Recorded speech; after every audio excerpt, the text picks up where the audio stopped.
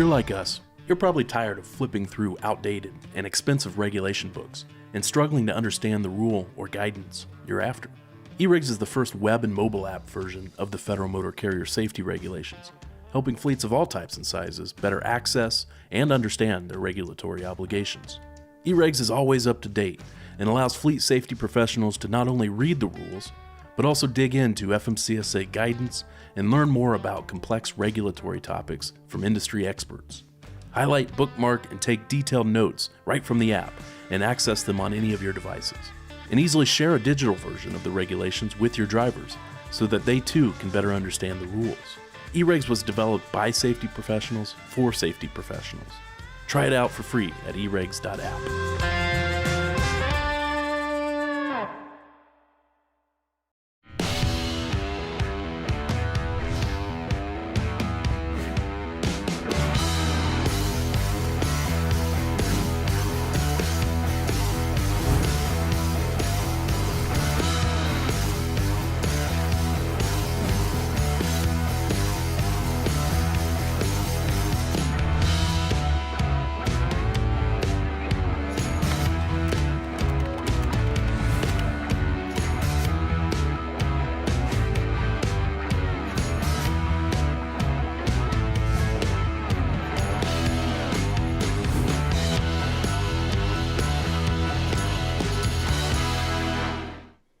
All right, hey everyone, welcome to episode 53, Trucksafe Live, the show where we and our guests tackle the hot button issues impacting highway transportation. I'm Brandon with Trucksafe and Childress Law, both of which are dedicated to helping motor carriers develop and maintain cutting-edge safety programs.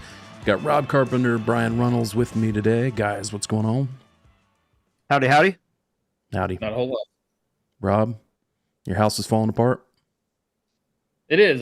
We had like 9 inches of rain in one day, and then like my daughter's ceiling collapsed, so we've got construction going on. And then I didn't get home till like 1 o'clock in the morning, so it's like a mad race.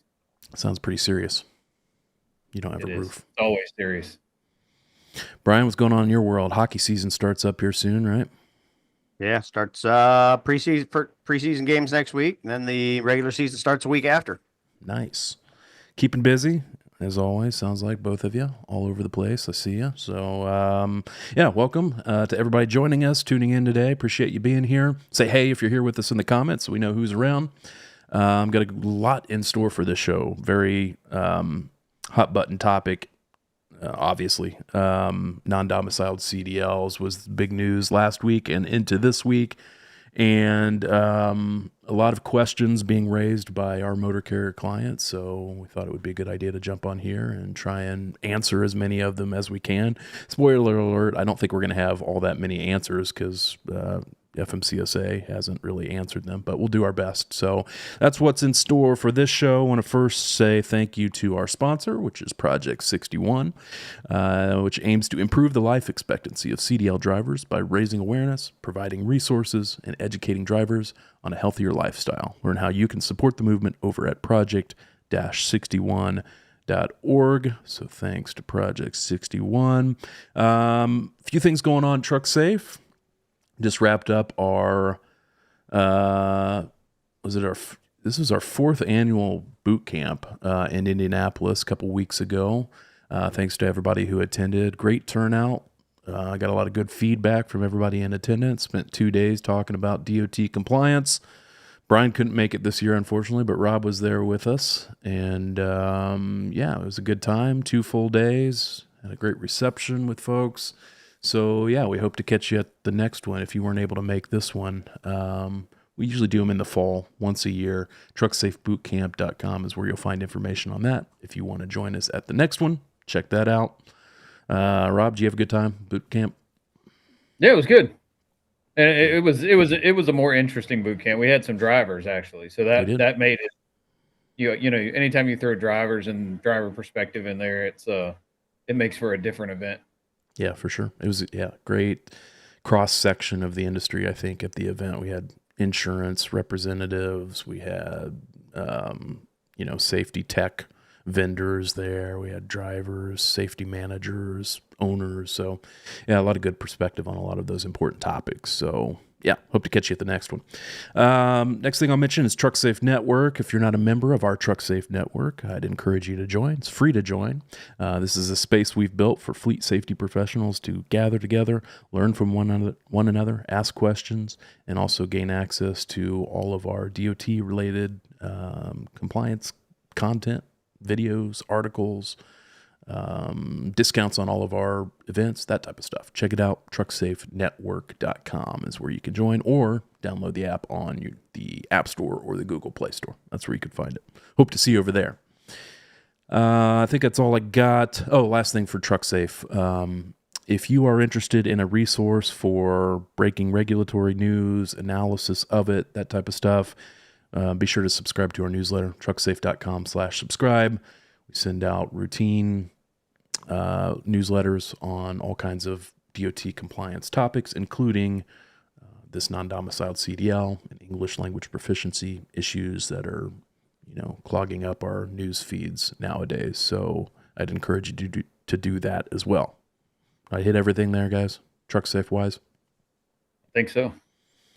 All right. A few things going on in the industry before we turn to non-domiciled CDLs that I thought were worth mentioning. Obviously, when we're recording this, October 2nd, 2025, we're in the midst of a government shutdown.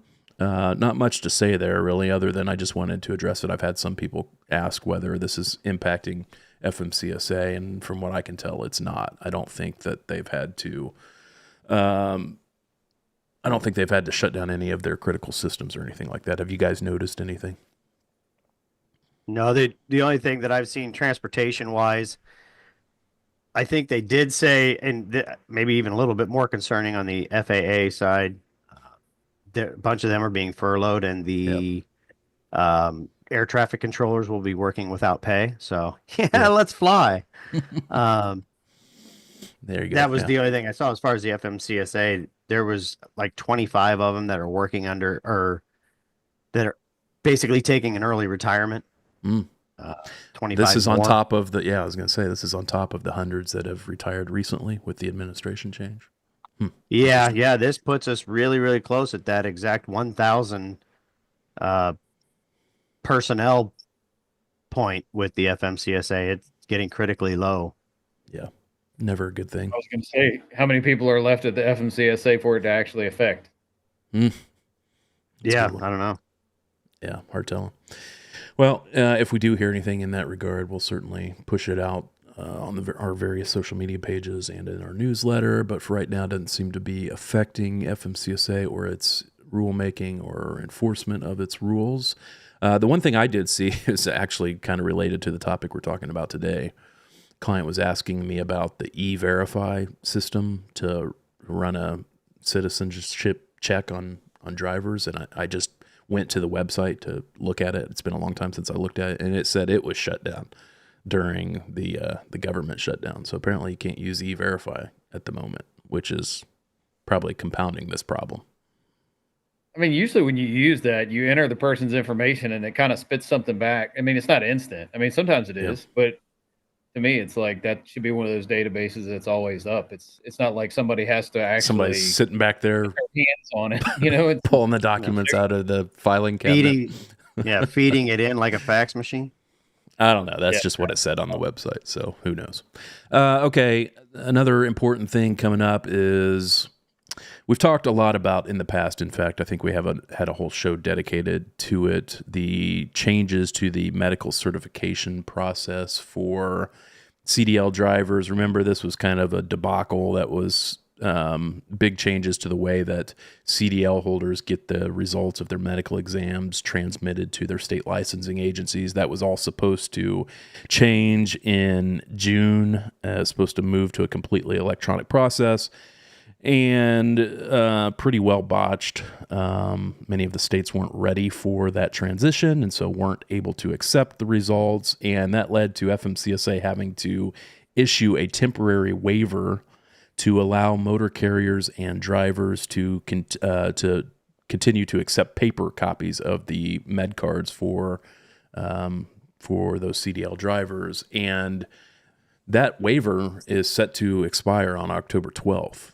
And so, and I haven't heard anything about FMCSA extending that any further. And so, assuming that's going to be the date that it ends, motor carriers, if you got CDL drivers, you need to be prepared to make sure that they're getting those electronically transmitted from their medical examiner to their state licensing agency, and then you running an MVR as the only valid proof as of that day that that driver is medically certified. That paper med card will be useless to you as of that day going forward, unless FMCSA steps in and extends that waiver. But I haven't heard that that is a thing that they're planning on doing. So just be aware, October 12th is that date. Have you guys heard anything on that? No. I mean, other than it's probably going to be a mess. yeah, Yep. I'm a skeptic still. I mean, if they didn't have it right after 10 years, what's the odds of having it right with an extra month or two? Yeah, for sure. So, yeah, just be aware of that. That'll be a big issue. If you have not gotten an MVR on your drivers and all you have is their paper med card as proof that they are physically qualified, that's, it's not going to be good enough effective October 12th going forward. So be aware of that. Two other things here. I saw this article come through. Wanted to hear your guys' take on it real quick. This was an updated study on truck crashes. Looks like it was a list of the top 10 or so states. This was a study by Truck Safety Coalition, their Deadliest Truck Crash States report, released this past Monday. 12 states in the latest Worst Fatal Truck Crash States table rankings. This is a list you probably don't want to be on if you are a state. According to this list, Wyoming tops the list of the worst states for fatality crashes involving large trucks, followed by New Mexico, Mississippi, North Dakota, Oklahoma, Idaho, Nebraska, Arkansas, Kansas, Montana, South Dakota, Alabama. Thoughts on that, guys? Yeah, a lot of thoughts on that. Wyoming's got some incredible mountain passes that when they freeze up, a lot of it's due to the wind. It's not necessarily how much snow they get, but the wind comes whipping across there, freezes the ground. And, we see those 20, 30, 50 car pileups because of the wind blown snow. And you can have multiple fatalities and a lot less wrecks. I got a feeling if you just did the total number of wrecks, they're kind of low on the list. But when they have one, it's pretty catastrophic just due to the weather up on those mountain passes. Yeah. Rob, what's your experience operating out there? Same thing, but I mean, I think you've got a lot of grade there too, and then the speed there, I think, is like 80 miles an hour in general in a lot of places. So speed and grade, which goes back to the mountain pass piece. So it's kind of like the perfect recipe for disaster, especially when you have snow, wind combined with that. So yeah, I'd like to know just how many of those are on Elk Mountain. Yeah.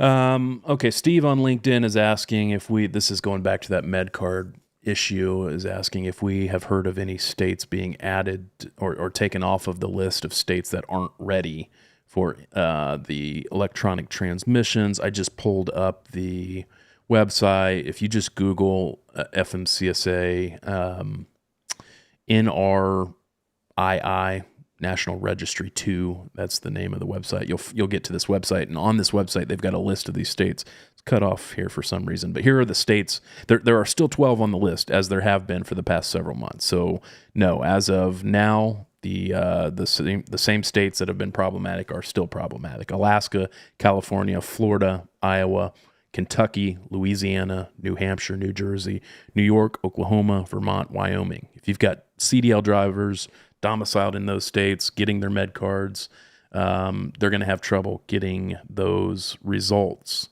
uploaded to their state licensing agency, and that's going to cause problems. So I suspect what will happen is that on October 12th, if that waiver isn't renewed, FMCSA will probably come out with some guidance that will essentially say, hey, if you're in those 12 states, if you got drivers in those 12 states, you can continue relying on the paper process. Don't take my word for it, because I'm just guessing that's what's going to happen. They're going to have to do something about those 12 states. It'll be at the 11th hour. Yeah, it'll be last second. So, yeah, that's the current status of that. All right, last thing before we bring on Danielle, I wanted to give a brief update on English language proficiency. This is kind of wrapped up also in the very politicized nature of the non-domiciled CDLs. This English language proficiency is right there next to it in terms of, top of mind issues in trucking regulations at the moment and the nationwide attention they've gotten. So one of the things that we do over at Trucksafe is we're tracking the English language proficiency enforcement data on a month-to-month basis. FMCSA has this data, but they don't make it very user-friendly to look at or to find. So as a service to our motor carrier clients, we've been gathering this data and putting out some visualizations to help you know what the data or what the enforcement looks like. So here's the latest. The data lags by a few weeks, and so we have data going through August at this point, but the blue line here is the total number of English language proficiency violations written up across the country month by month, 2025 year to date, and the orange line are the number of those total where the drivers were placed out of service for an English language proficiency violation. So that orange line there is kind of the real important one. It's showing how many drivers essentially have been placed out of service for lack of English language proficiency. You can see that in June, the first month, June 25th, was supposed to be the first date of heavy enforcement of the out of service condition for this violation.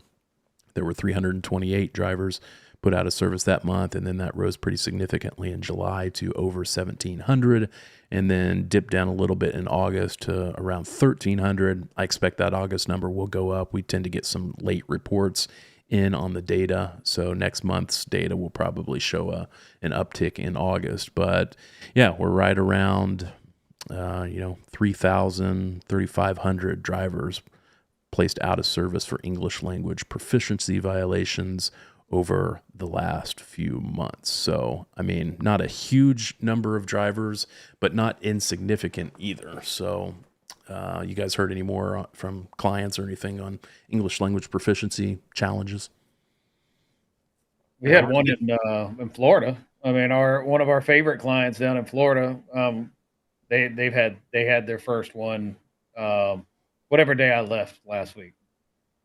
They called as I was on the airplane. So it's becoming a thing. And then I think a lot of times these carriers are getting to the point where it's frantic, like, oh, I didn't actually plan for this. I didn't expect my driver to be sitting on the road and not be able to leave. So what do we do now? And I'm like, you have to find somebody to go pick your load and your truck up. And then you have to start thinking about the expense of that. And then do what we've kind of told you to do all along. And it's make sure that you have drivers that are working for you that are actually able to speak English before you put them on the road. Brian, have you guys started through TVC? Have you guys started challenging any of these yet? Have you had any brought to you? Well, we aren't really able to challenge too much. It's kind of hard to challenge because it is he said, she said type of violation at best. Yeah. Yeah, exactly. So, kind of the eye of the beholder on whether or not the person's able to speak English. You look at, what was it, the crash down in Florida, the one that's really spurring a lot of this U-turn crash. There was a total of 4. No, I'm sorry. That's one that we're dealing with. There was a total of 4 inspections, 2 of which he was put out of service for non-English, and 2 that he wasn't. That's what I'm curious about. How are you going to handle that one? They're all in different states. So, we can say, well, in this state, and State Patrol loves to hear it. Well, another state's doing this. Yeah, they love to hear that. We don't care. Yeah, exactly. That's kind of the answer that we're getting is sorry. Yeah. Sean's asking the same question. Do you know of anyone challenging the officer's results? Because that would be another situation I would probably recommend a data queue challenge. I think it's probably low likelihood of success. But if you have a driver that you're a motor carrier, you assessed them when you brought them on board, you did your own English language proficiency assessment. Maybe you've got some documentation that you did that, but then that driver gets stopped and placed out of service for an English language proficiency violation. I think that's worth a data queues challenge, and you submit proof that you had done your own assessment, and according to your assessment, they were proficient. Again, probably very low likelihood of success, but at least in that case, you've got some documentation that you assess them, and then it's your word against the officers. I think the officer's word's going to prevail on that more often than not. I think Unfortunately, the only way that you're going to prevail in a challenge with these is if you have a dash cam that's recording audio and the Yep. confrontation and that assessment's being done right there at the cab, where you actually can pull the video to say, sounds like he spoke pretty good English to me, right? Well, that So I actually think happened with the U-turn crash, right? Because then there was subsequent officer footage, body cam footage from a New Mexico officer that had stopped that same driver, and they published that video, and it looked like he was able to answer all of the officer's questions in English. I mean, I understood what he was saying. So that I think that went not the way that the DOT wanted it to go. So, but yeah, I think that's an important point. Well, I All think right. that was definitely New Mexico trying to cover themselves, because they were being lumped Yeah. in with a couple other states, California, and Washington. and dealing with this guy, and they wanted to say, hey, wait, we did what we were supposed to. Yeah. Okay. Well, then turning to today's topic, which is, like I said, non-domiciled CDLs, obviously the talk of the town in the trucking circles over the last week or so. Big news from Secretary of Transportation Sean Duffy on a crackdown on the issuance of these non-domiciled CDLs. Have had a lot of questions come into us about what exactly are these things, who gets them, how's this going to impact our fleet going forward. So that's what we wanted to talk about today. We wanted to bring on a guest, so we want to welcome Danielle Chafin, Senior Sales Solutions Engineer with Revenova, and essentially a de facto investigative journalist on this issue. From what I can tell, she spent a lot of time over the last few weeks, even before this hit the news cycles in the last couple of days, kind of digging into these related issues and some of the fraud that seems to be pretty rampant and starting to be unveiled in various states when it comes to the issuance of these types of licenses. So Danielle, thanks for joining us. Hi, guys. Thanks for having me on today. It's one of my favorite topics. All right. Well, it's not one of mine, but I'm glad that Labor it is somebody's favorite topic to talk about. Well, so. not favorite in a way that I love it, but favorite in a way that there's so much in my head. So how'd you get into this? I mean, that's my first question to you is what brought this to your, top of mind that you wanted to start digging in and doing your own investigation where it looked like nobody else was really digging in quite yet? Yeah, so where it started really at the beginning, it would have been back beginning of the year. I get really frustrated with buzzwords and umbrella terms that can mean 500 different things, and freight fraud was one of those. And I was getting so frustrated, I still get frustrated with people that just say freight fraud and we're trying to solve freight fraud. There's so many different types of freight fraud that we will never solve freight fraud. We can solve the types of freight fraud and the things that are going on, but in general, we'll never solve freight fraud. And so that's where it started. I just started digging in and trying to figure out what types of fraud or criminal activity is going on that's being lumped under freight fraud, which took me into the 2 million rows of registered US DOTs, which can be trucking companies, electric companies, lawn care, whatever. So I was just doom scrolling through those 2 million rows, and I started organizing by names, by addresses, seeing how many of them matched up. That's where I initially found this no name given, and from it's all a snowball at this point. But the first no name given came from the actual trucking companies registered with the US DOT. So once I found those, I was like, oh, that's interesting and weird. When I started looking at other corporate filings within open corporates, or there's Corporation Wiki, trucking or transportation is the only industry in America where you have the majority of these no name given filings. I think I found 113 in the corporate filings. We are the only ones that allow someone to register a business with no name given. So these are either the owners or the registered agent, whoever's setting Right. up these companies. You're seeing that both in state level corporate data and also FMCSA's data. Because Yes. for people not familiar, when you set up a new motor carrier entity, you have to list a contact person. And what you found in that was several of them with no name given listed as their Yes. name in those Yep. documents. And so this isn't something that's been happening for 20 years, 45 years, regardless of what people on X try to argue with me about. It really started happening in 2020. Prior to 2020, I think there's 25 US DOTs that were registered with no name or FNU, LNU, first name not, or first name unknown, last name unknown. There's only 25. Starting in 2020 to the present day, October 2nd, I just pulled it again. There's 623 US Wow. DOT records with some variation of no name given. And there's a few of them: no name given, no given name, FNU, LNU. There's an unknown of some sort. But 623 of them since 2022, which is insane. Once I found all of that, my next step in this, I was interested, like, where is this name coming from? Is it real or are they just typing it in? Because I know registering a US DOT is pretty loose and they're changing it, it's getting better, but essentially you can do whatever you want to start a trucking company. And I stumbled upon about 500 copies of CDLs. And so I put all of them in a folder and I just started going through them one by one. And sure enough, I found 10% of those, probably more than 10%. I probably have 50 non-domiciled CDLs, yes, with no given name. And And so, it's wild. I mean, if you look on Facebook or look in anywhere else, no one has like Rob, no given name as his Facebook profile. It's not real. It's yeah. insane.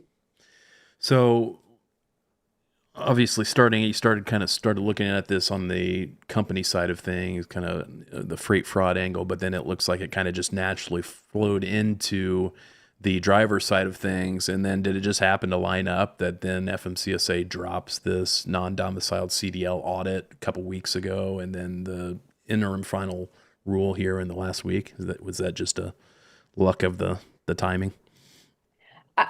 Kind of, I think the previous press conference with Yeah. Secretary Duffy announcing it was more on the ELP. I was very hopeful for that press conference that he was going to do something about the non-domiciled CDLs. I was very disappointed, so I set my expectations at essentially 0 for this one last Friday. And I can confirm he has received most of my reports that I've sent in to the DOT, and they are also watching X, which is phenomenal that we have an administration that pays attention and they actually read and they hear us. And so coming out of that, when he said, wow, my brain is going in circles here because I get so excited. I never thought that this audit would actually come out and confirm everything that I've been posting about the no name given and the non-domiciled CDLs. Yeah. One of the things that I could never confirm on these non-domiciled CDLs, other than New York, is that they are issued illegally. For New York, they print the work visa or the visa expiration date on the CDL. Mm-hmm. New York's the only state I found that does that. By law, the CDL expiration date is supposed to be the same as that work visa expiration date. And so for New York, I think there's one, yeah, in the top left corner. For New York, I can quickly tell and confidently say that that one was issued illegally because the CDL expires years after the work visas expired. And But for that's like been a Utah, requirement with these non-domiciled CDL. That since hasn't been forever. changed. Yeah, that's been the case. Correct. The non-domiciled CDLs weren't supposed to extend past their work authorization that they had to show to get it. Correct. And so with the California and Utah, I could only suspect that those were being issued just as fraudulently as New York. But of course, I don't have access to immigration data or documents. So I had no idea if those were issued fraudulently. And that in the press conference last Friday, that's what he said, is that they had matched up the immigration documents for those in California and they were in fact issued illegally. Here, I want to show a clip from that press conference. Now seems to be a good time to show that. So hang with me here. I'm going to show, this is just a couple minutes. We have a government system designed to keep American families on the road safe, but that system has been compromised.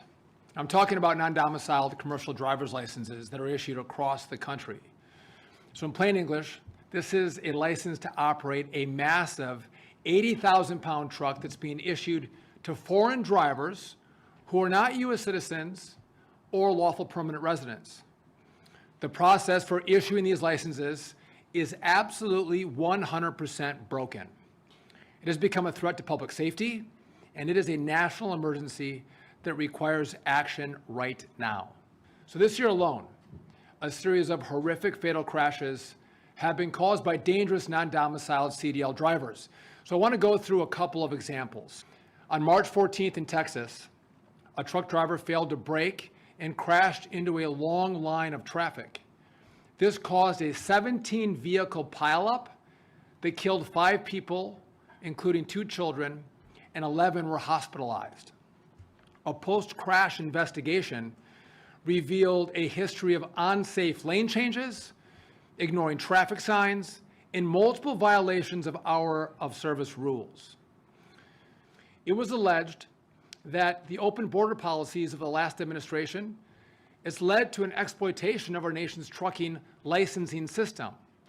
So today, I'm here to tell you after our audit that those reports, they're all true. What our audit has already discovered should anger every single American. So here's what we've learned. We just want to walk through it. First, our audit revealed a systemic breakdown among states to follow the law and issue licenses properly. States are failing to follow even the most basic procedures. We even uncovered widespread procedural errors, computer programming flaws, and a gross lack of oversight in the states that issue CDLs. This means that thousands of licenses that should never have been issued actually were issued. This is not the ending. This is just the beginning. Our team identified non-domiciled CDLs that were issued improperly in Colorado, Pennsylvania, South Dakota, Texas, and in Washington. Those states should know that enforcement actions against them are forthcoming. And we expect the list of states to grow as our nationwide audit continues. So to every other state, consider this your notice. Fix your system, fix your rules, comply with the law. Every governor must immediately begin a top to bottom audit of every non-domiciled issued CDL in your state. And if you find any license that was not issued properly, revoke it, get rid of it. All right, some pretty terse words there from Secretary Duffy. Was that your reporting that he was calling out there, Danielle? I can't say that it was all me. I can say that much of what he referenced in there were things that I posted, like down to the Rex. I can't claim all the credit, and I don't want to. Yeah. But I have spent many sleepless nights digging into this stuff and posting it. And when he said all of the reports are, oh my gosh, it makes me almost cry now. When he said all of the reports are true, I'm a woman. I lost it because Yeah. I've spent so much time trying to get attention on these things, and our industry is a mess right now. And it breaks my heart every time that there's a legacy family generational trucking company files for bankruptcy. It's heartbreaking. And trying to get some of this stuff done and clean up the mess, that's all I want to do. And so to hear him say that and confirm that everything I've been posting and found is true, it's amazing. I hate it, but it's amazing. Yeah, that's awesome. there's several questions coming in, some of them for you specifically, Danielle. But before we get there, so Secretary Duffy's press conference kicked off an issuance of what's called an interim final rule, an IFR, by the FMCSA that went into, it's essentially an emergency rule that went into effect this past Monday immediately, which kind of bypassed the normal agency rulemaking process. And so we'll get into what the requirements are of that rule. But before we do that, I thought it would be helpful.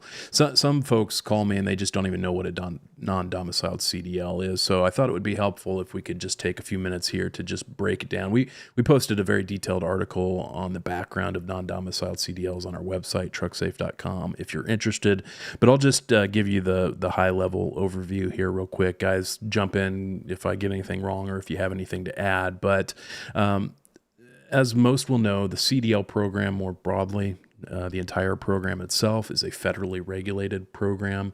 It's been in place since the late 80s, early 90s. It's a program that is regulated by FMCSA, but it is administered by the states. And so that makes it kind of a unique program where you've got both the federal government and the state governments kind of, vying for power, which is never a good thing. But that's how it's been running for the last few decades here.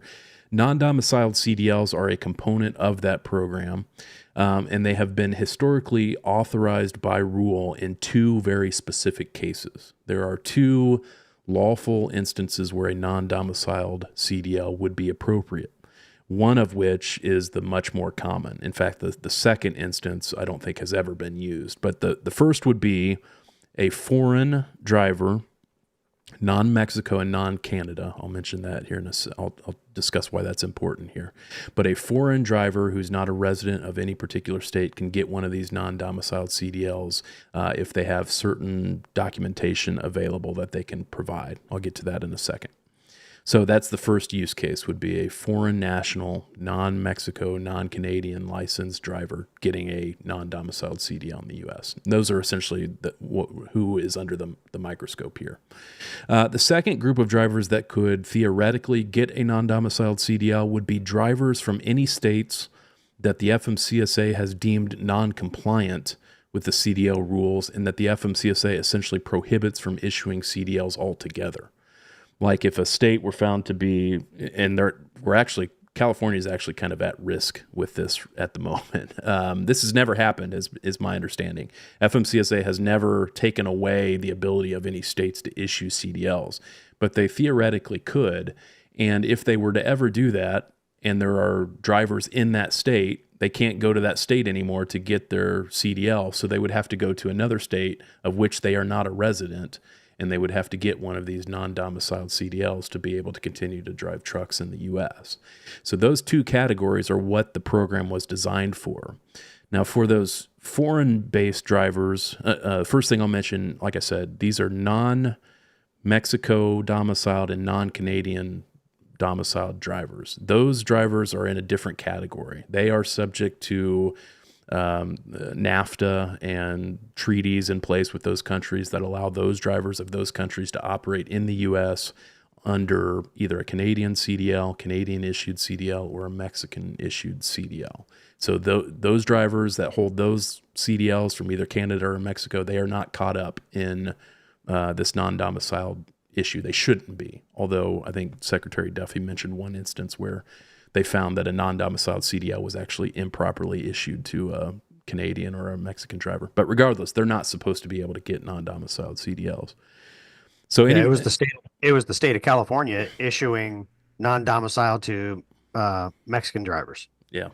So that would be an invalid issuance of a non-domiciled CDL that should have been revoked. But assuming it's a driver from a different country, here's what the historical guardrails have been that have been set up in the rules for many years. Foreign nationals were supposed to have shown unexpired work authorization either in the form of an employment authorization document, an EAD, or a foreign passport in an I-94 form to get the non-domiciled CDL in the first instance. Beyond that, they would also have to pass all of the same things that a U.S. driver would have to pass to get a CDL, namely entry-level driver training if they needed it, and also the skills and knowledge test are supposed to be administered to those drivers as well. Also, non-domiciled CDL holders have historically been ineligible for certain endorsements on their CDLs, namely the hazmat endorsement. And then lastly, the rules have required that these non-domiciled CDLs be clearly marked on their face as non-domiciled. And we saw Secretary Duffy raise that as an issue. I think we saw that in some of Danielle's examples. Some of these states aren't clearly listing on their face that these are non-domiciled CDLs. They'll use other terminology like limited term or something to that effect. So those are the rules that have been in effect for many years. And as Danielle was pointing out, that not many, but some of the states have not been following when issuing these licenses, particularly that unexpired employment authorization document. That's the one that seems to have let slip through the vast majority of these impermissible non-domiciled CDLs. So did I about capture it there, what the kind of the landscape of these were? Did I miss anything? Anybody? I think it'd be interesting to know from the time the ELDT went into effect in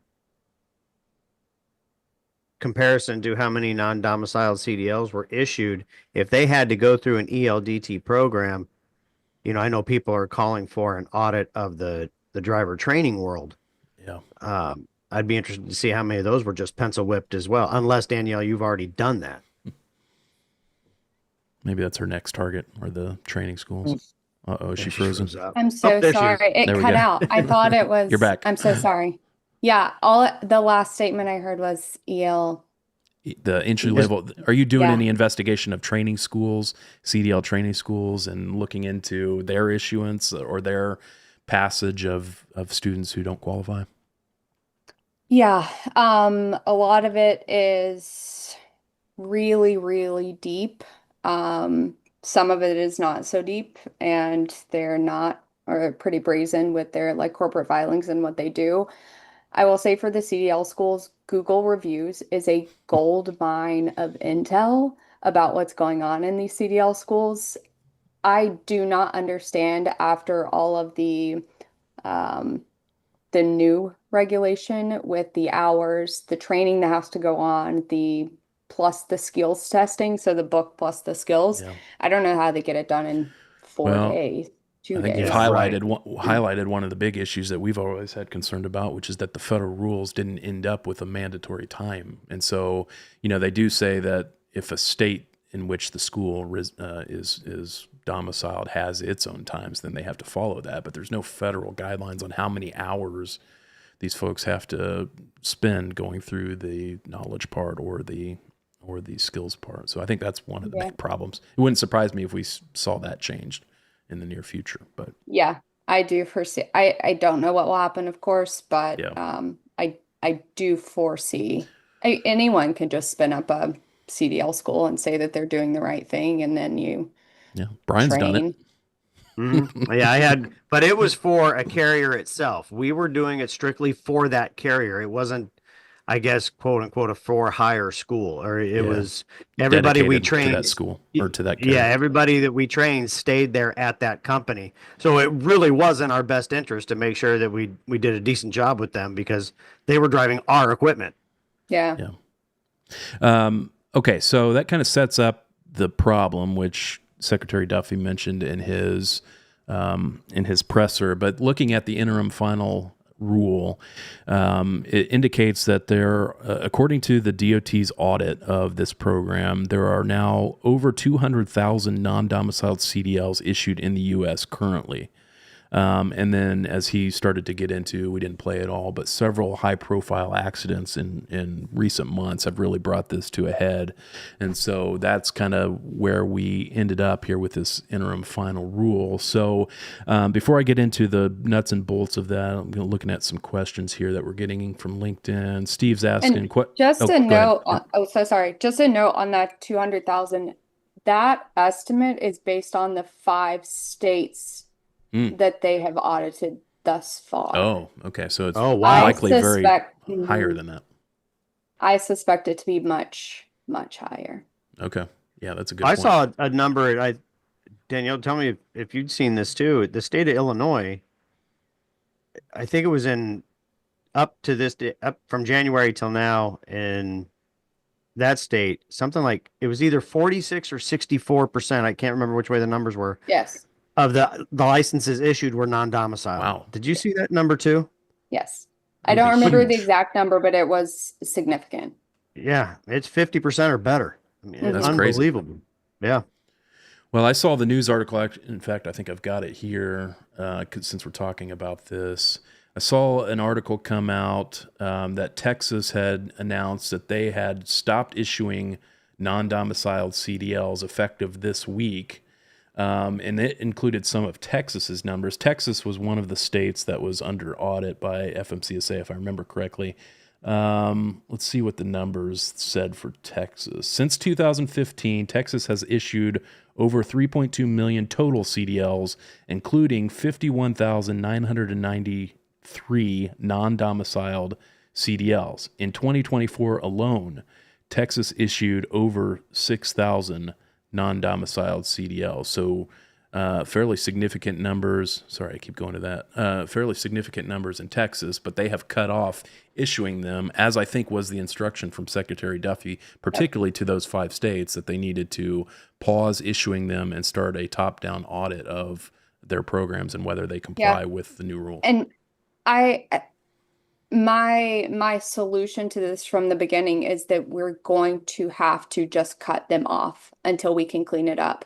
There are so many immigration like NGOs or organizations within the communities that give out the papers needed to get your work visa. And so if that's broken, we're going to continue reacting to those broken systems, and we got to stop have a the broken bleeding system. Yeah. I think that's one of the good things about this rule is that the EADs are they're not going to qualify anymore. That's one good thing about it. One thing I didn't like about the rule was it's a phase out, not an immediate, hey, we got to stop this. And that was kind of aggravating because it kind of is one of those things like it's broken, so why not fix it immediately? Like, let's just shut this down, and instead of it being a phase out, let's fix it and then like restructure and restart. That's what would have been awesome. But it was kind of like ELP in Texas, right? Like Texas could have done this right historically for all time, and they haven't. What they ended up doing was creating a state carve out to where if you were an intrastate for ELP, you couldn't even ask under state law what someone's ability to speak English was. Can you speak English? You couldn't even ask it. By state law, enforcement could not ask you, could not even inquire. And then you had, because of all this attention that this has gotten over the past 8 months or 6 months, the governor now has come in to say, well, now we're going to start really pushing this. Well, you've had a carve out in Texas forever. So until you repeal that law on ELP, people are still going to be able to have this like foothold to challenge ELP enforcement under intrastate CDL rules. Yeah, see, this is the problem I highlighted with this being a federal program that's administered by the state. You've got the states vying for power versus the federal government. It's going to end up in litigation, I have no doubt, and then we're going to have to see how the courts end up. I'm not aware of any being filed yet. But I suspect that will probably happen. If not by one of these state DMVs themselves, then certainly by probably some interest groups for these drivers that are going to be potentially losing their ability to drive. So, okay, I wanted to, because we're running out of time already, I wanted to hit on what exactly is changing now that this interim final rule, again, this is pretty unprecedented where FMCSA publishes an emergency rule. It is now open for comment, but these are post-implementation comments. So this rule is in effect as of this past Monday, September 30th, 2025. So here is what the rule is changing. So number one, as Rob kind of already started to get into, the big part of this is that going forward, this rule now limits individuals who are eligible for these non-domiciled CDLs to foreign individuals in lawful status in the United States in certain employment-based non-immigrant categories, certain individuals domiciled in a U.S. territory, and individuals domiciled in a state that's prohibited, as I talked about. So in order to, now getting into number two here, in order to get one of these non-domiciled CDLs or renew one going forward, here's what these individuals would have to present to be able to get one. For non-citizen applicants, except for lawful permanent residents, so we're excluding green card holders here. For non-citizen applicants to provide an unexpired foreign passport and an unexpired Form I-94 or I-94A, indicating one of the specified employment-based non-immigrant categories, H-2B, H-2A, and E-2 visas. So in other words, it's doing away with the ability to use an employment authorization document, an EAD alone, to be able to get one of these licenses. They have to show the valid foreign passport and the I-94 form indicating that they are in one of those categories, H-2B, H-2A, or E-2 treaty. So this will exclude from eligibility folks that had been getting them previously on an employment authorization document, folks like asylum seekers, as I understand it, and I think there are a few other categories as well. But yeah, so that's the first big change. Anything to note there, guys? I think making sure that you add in the DACA recipients that are getting these too, because I mean, DACA DACA recipients. became big, obviously, under Obama. That's where it was ultimately created. But it's refugees, asylum seekers, DACA people. But I think the biggest part of this that I liked was the elimination of being able to use the EADs. But I wish it was more instant. Yeah, Melissa's saying refugees and DACA are included. Included as in not eligible to get the non-domiciled CDLs? Yeah, yes, that's what I thought too. Yeah. Which is kind of wild because just a few years ago, I think maybe during COVID, right after COVID, we were pushing as an industry to get these workers in because of the proclaimed truck driver shortage. Right. And refugees and asylum seekers were two of the suggested solutions. And so we have government funded programs or taxpayer funded programs that we were funding the tuition for truck driving school. Yeah. Which is a little bit crazy when you think about it. I mean, if we're thinking about reasonable minds, I think would have a legitimate problem with enticing these drivers to come into our country and say, we want you here and we're going to give you the license to do it. And then just a few years later to completely flip the script on them and potentially leave them, without the ability to do what we entice them to come to the country to do. So to the extent that that is accurate, I think that's a problem and shouldn't have happened. But it is what it is at this point. Yeah. Another problem with that, though, is whenever free money is offered, now there's going to be people around that are going to try to find a way to take advantage of it. Yep. And I would say a chunk of those drivers that were supposed to receive that training never did. They got a pencil whipped. Yeah. Like you said, somehow they did it in 4 days. Mm-hmm. And they got a pencil whipped CLP. And then the companies took advantage of them too, is putting them in a truck with somebody for a couple of weeks. And honestly, it's probably not one of the bigger, not some of the bigger carriers that did that. It was many small carriers that were just looking to fill those trucks at that time. Well, I mean, the other piece of that is anytime you take the barrier away, you're going to take, I mean, I've talked about this in terms of manual transmissions. Like we had this natural barrier, we had these natural barriers. It's like pedophiles in schools, all right? The minute you take away the barrier of saying, hey, we're going to run criminal background checks on school teachers. And if you have been a pedophile anywhere in your history, if you're on the registry, you can't be a school teacher. You take that away, what's going to happen? You're going to have a bunch of pedophiles that go to be school teachers because that's what happens. You invite the bottom of the barrel. It's no different here. Like you have people who peddle a problem that's, in this case, I believe, fictitious. We have a shortage of skilled drivers, not a shortage of dock bumping drivers. I mean, there's a never ending supply of those. But when you do that and you take away the barriers, you're inviting the bottom of the barrel. And whether that's what we consider to be an immigrant driver or a refugee or people who just aren't trained or qualified in general, you have other people. Like I was at an event recently where this was discussed, and the new people that were looking to fill those shortage spots are foster children and criminals. Justice involved. Yeah, that's literally the two slides of like, hey, we still have the shortage. These are going to be our two demographics that we're going to focus on next. And it's like, is this like maybe we should like focus on other populations of people, right? I mean, I just feel like when you start inviting the bottom of the barrel, you get exactly what you asked for. All right, let's push through this here. Final requirements for the rule. So another thing the state licensing agencies are now directed to do is run all of these applicants through the systematic alien verification for entitlement system, also known as SAVE.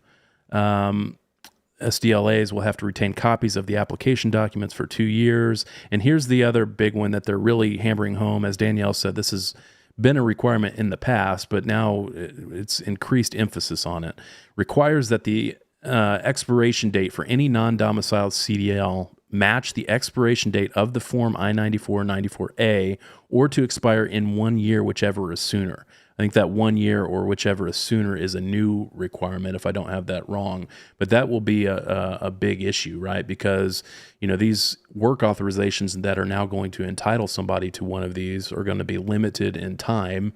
And so their non-domiciled CDL is also going to be limited to that same time frame or 1 year, whichever is sooner. But So they were already limited. Were they I think limited the to 1 year? longest. Okay. Yeah, I think the longest work visa it's rare, but it's 2 years. Okay. Common is 6 months, and Okay. then there's a 18-month, I think. Yeah, but as you pointed out, the issue is just states not following it and not taking Yes. action to either print it on the thing or have a system to downgrade it or revoke it after the expiration of the Correct. employment authorization. So that will be a big focus. And then, yeah, Well, and they were Go ahead, they Brian. were issuing them from the get-go for 3 and 4 years out. Mm-hmm. Yeah, I've seen them issued for the full 8 years. Yeah. crazy. Yeah. Yeah, and then obviously the last big one here, state licensing agencies are to downgrade the non-domiciled CDL if the state becomes aware that the holder is no longer eligible to hold one for any of those reasons. So that is what is in effect as of this past Monday. And so like I said, we've gotten a lot of questions for our clients. I wanted to pitch some of these. We've answered some of them, but I'm going to throw them out here and get your guys' thoughts on them as we wrap up the show. First question I've gotten is how many drivers will this impact in our estimation? Thoughts on this? How many total drivers should we expect to lose as a result of this crackdown on these? My estimate is very much an estimate, but I would say 500,000, if not more. Okay. And that's just existing ones too, isn't it, Danielle? You're not talking about the ones Oh, that yeah. potentially could have gotten a license coming in that are no longer going to be coming in.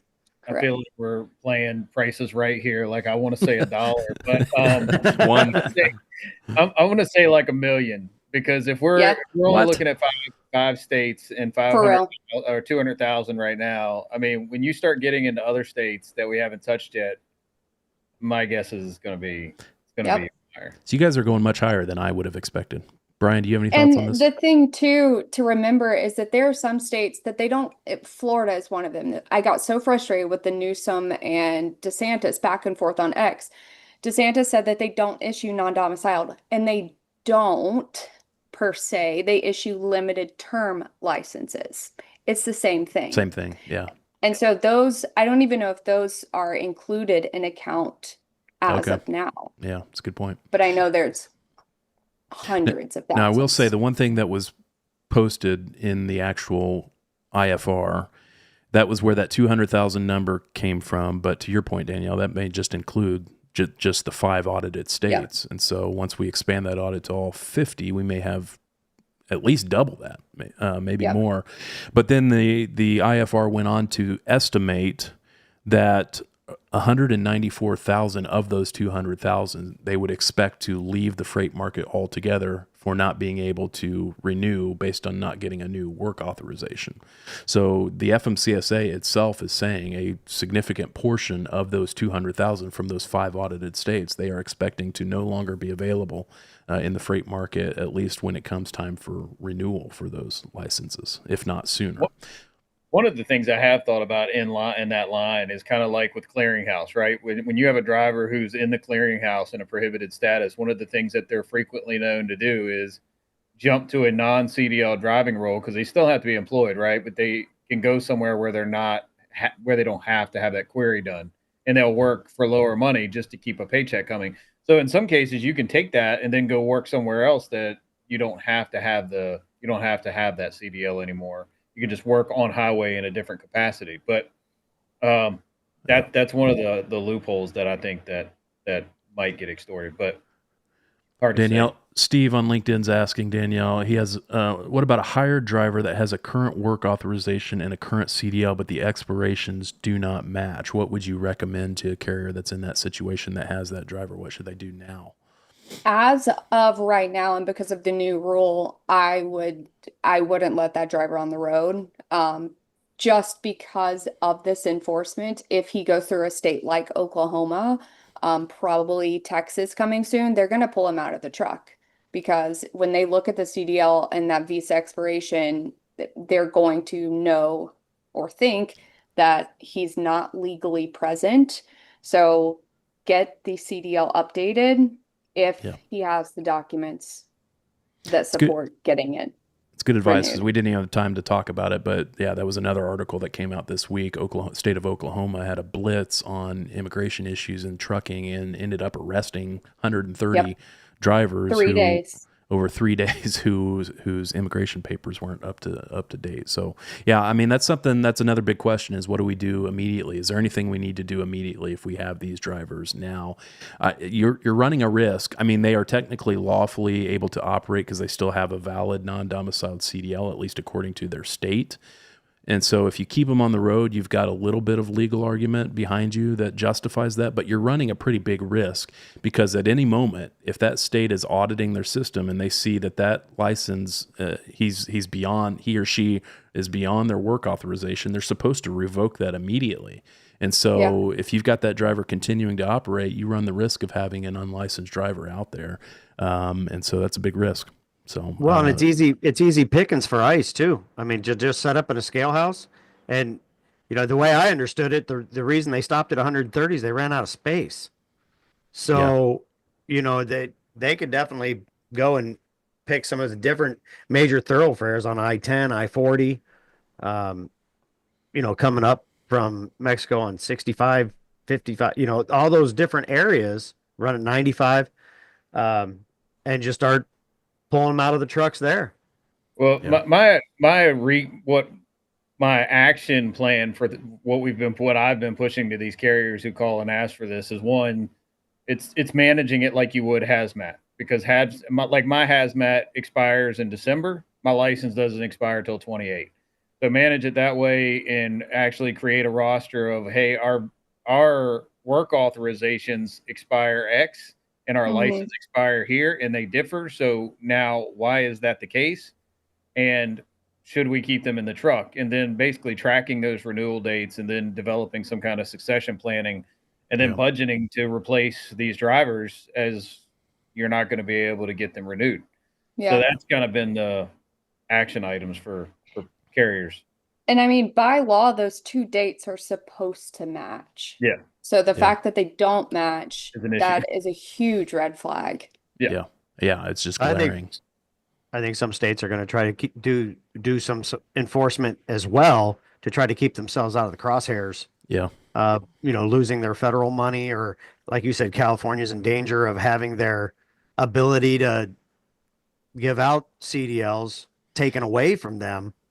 So in his press conference, Duffy warned California in particular that they have 30 days to get this fixed, or they are going to pull their federal funding, and it was tens of millions of dollars. I can't remember the exact amount. 160 million the first year, double that the second year. Yeah. So and they get the most in transportation funds of all from states. the government. Mm-hmm. Yeah.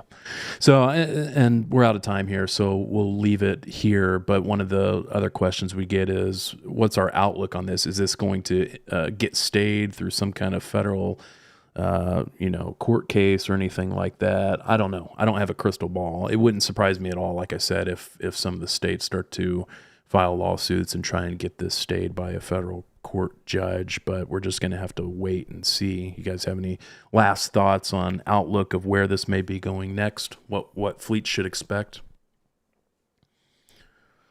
I think then we're going to see some real stiff enforcement the first few months of this until up and until a stay gets issued or someone files a lawsuit. I think there's going to be a pretty hot and heavy enforcement on it. Yeah. Closing my thoughts. mine's different, no different than Brandon's and yours, but I think the only thing that would just about any of these things that are changing administration to administration is we change it now, and then what happens in 2028, right? Because the rules very well could change because the agendas are going to change if that happens. So in the short term, I think I'm with Brandon. The long term, I think there's like, who knows what could happen. All right, Danielle, closing thoughts. Mine are no different than what you guys said. I'm just anxious to see what's actually going to happen. Well, on behalf of all of us here, we appreciate all the work that you've done, the hard work that you put in, Thank you. Danielle, and thanks so much for sharing it with us today. Thanks for being with us. Thanks for everybody who tuned in. Obviously, there's a lot that goes into this. We could have spent another hour talking about this probably, but we won't bore you to death. If you need more information about it, check out our articles on the topic over at trucksafe.com, or give us a call or reach out on LinkedIn or wherever you find us. So thanks for being here. We'll see you later.